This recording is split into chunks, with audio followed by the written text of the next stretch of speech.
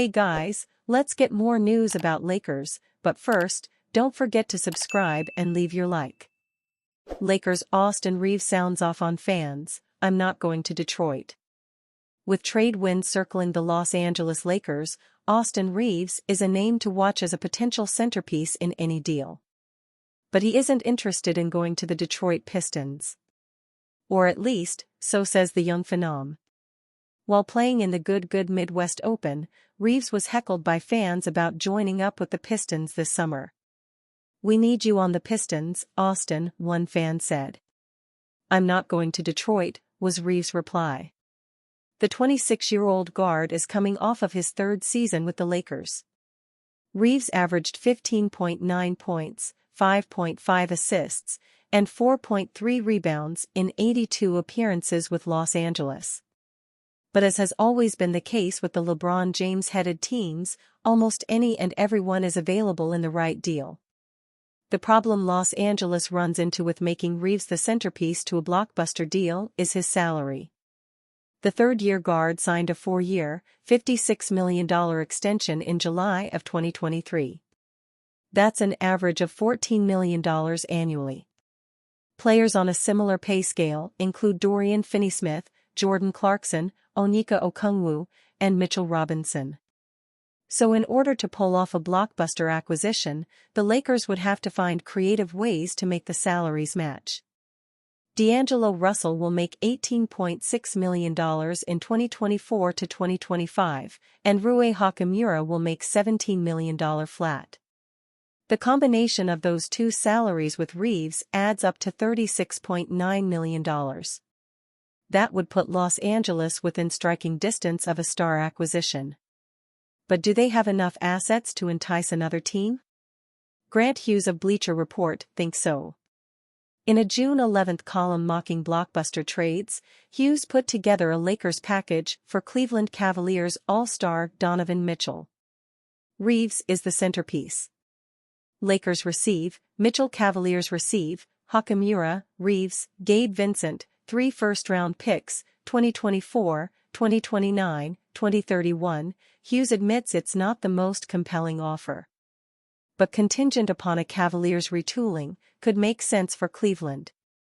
The outgoing players here, led by Reaves, won't bowl the Cavs over, Hughes wrote. With that said, 3 first-rounders is nothing to sneeze at, and both Reaves and Hachimura could start alongside Darius Garland, Evan Mobley, and Jarrett Allen, assuming Cleveland doesn't also move on from Allen in a separate deal. The Lakers can also include 2 first-round swaps and up to 5 future second-rounders. Mitchell is coming off of a stellar second campaign with Cleveland. He averaged 26.6 points, 6.1 assists, 5.1 rebounds in 55 games. But the Cavaliers failed to get out of the second round of the postseason for a second straight year. If there's any doubt about the Darius Garland and Mitchell pairing, they could explore other options. Mitchell's also looking at free agency in 2025 with 1 year left on his contract. As Hughes wrote, he could force Cleveland's hand. Not just in a trade, but in a trade to Los Angeles specifically. Mitchell has leverage to use against the Cavs, Hughes continued.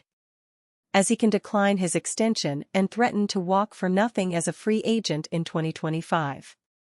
That represents just one possibility the Lakers could explore this summer. But with Anthony Davis still in his prime and James nearing the end of his career, upgrading the roster is a must. Rich Paul on why Bronny James is rejecting workouts with almost every team. Bronny James has only taken workouts with the Lakers and Suns, and now his agent Rich Paul has explained why. "This is nothing new," Paul told ESPN's Jonathan Givony. "The goal is to find a team that values your guy and try to push him to get there. It's important to understand the context and realize that this has always been the strategy with many of my clients throughout the years, especially those in need of development like Bronny. My stuff is by design.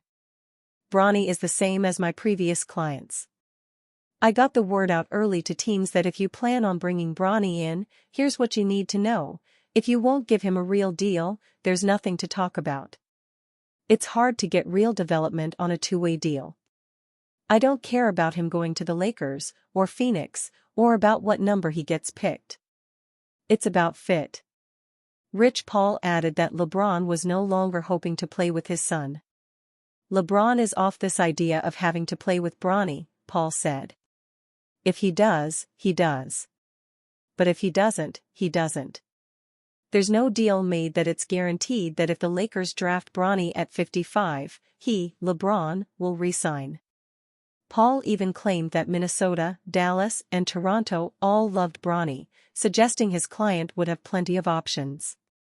The NBA draft is scheduled for June 26th to 27th. Should the Lakers go after Monty Williams as head coach? The Pistons surprised some on Wednesday by parting ways with head coach Monty Williams. Based on performance, it was a no-brainer decision as the Pistons were the worst team in the league last season, highlighted by a 28-game losing streak. The surprise came because Williams signed an enormous contract worth over $75 million across 6 years just last summer. To offer some perspective, the Pistons will be paying Williams more to not coach their team next season than the Lakers offered Hurley to be their coach just weeks ago. Now, after writing the headline to this piece, admittedly, I debated offering up a more concise answer to the question, but I do think there is some context that is important to this discussion. Years ago, prior to landing on Frank Vogel, the Lakers strongly pursued Monty Williams. Ultimately, that pursuit ended when Williams chose the Suns over the purple and gold, and then eventually led them to the NBA Finals. Most of the front office that pursued Williams in 2019 is still in place for the Lakers in 2024. It wouldn't be unreasonable to think they might have some interest in Williams. And, in the moment, Williams was seen as a scapegoat when he was fired by the Suns after turning them into one of the winningest teams in the league.